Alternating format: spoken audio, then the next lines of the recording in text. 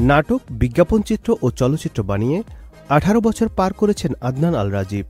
পরিচালক হিসেবে সবচেয়ে মন ভালো করা খবরটি পেলেন। কান চলচ্চিত্র উৎসবের স্বল্পদৈর্ঘ্য চলচ্চিত্র বিভাগে মনোনীত হয়েছে তার পরিচালিত সিনেমা আলী। সিনেমাটির দৈর্ঘ্য 15 মিনিট। শুক্রবার বিকালে অফিসিয়াল ওয়েবসাইটে স্বল্পদৈর্ঘ্য চলচ্চিত্রের তালিকা ঘোষণা করে কান উৎসব কর্তৃপক্ষ। এর কাছাকাছি সময়ে নির্মাতা রাজীবও ফেসবুকে সুখবরটি জানান। সহকর্মী থেকে শুরু করে বিনোদন অঙ্গনের অনেকেই আদনানের এ খবরে তাকে অভিনন্দন জানিয়েছেন। কানে তার সিনেমার মনোনয়ন নিয়ে জানতে চাইলে তিনি বলেন, এবারই প্রথম কান উৎসবের মূল প্রতিযোগিতায় বাংলাদেশের কোনো ছবি জায়গা করে নিয়েছে। আমি বিশ্বাস করতেই পারছি না। অদ্ভুত একটা অভিজ্ঞতা কাজ করছে।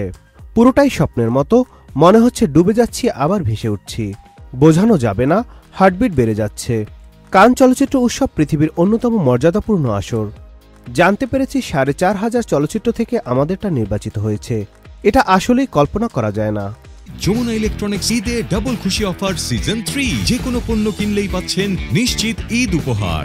শুটিং প্রসঙ্গে নির্মাতা জানান, গত বছরের ডিসেম্বরে সিলেটের বিভিন্ন লোকেশনে শুটিং করেছিলেন। টানা 5 দিন কাজ করে শুটিং শেষ করেন। সিনেমাটি উৎসবের কথা মাথায় রেখে বানিয়েছেন আদনান আল রাজীব।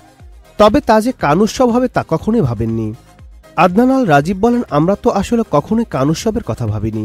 এটা তো স্বপ্নের মতো ব্যাপার। আমাদের লক্ষ্য ছিল একটা ফিল্ম বানাবো। এরপর একটি অভিনব ভাবনা মাথায় আসে। তখন আমার কাছে মনে হয়েছিল এই ভাবনা নিয়ে কাজ করি।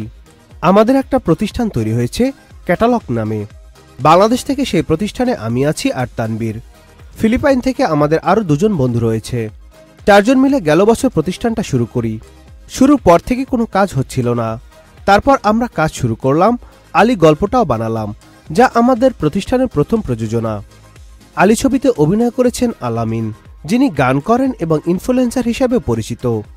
এছাড়াও আছেন ইন্দ্রাণী সোমা। আলী কানে জায়গা করে নেওয়ায় আনন্দিত সংস্কৃতি উপদেষ্টা ও নির্মাতা মোস্তফা সরোয়ার ফারুকী। নাদিম হাসান, চ্যানেল আই।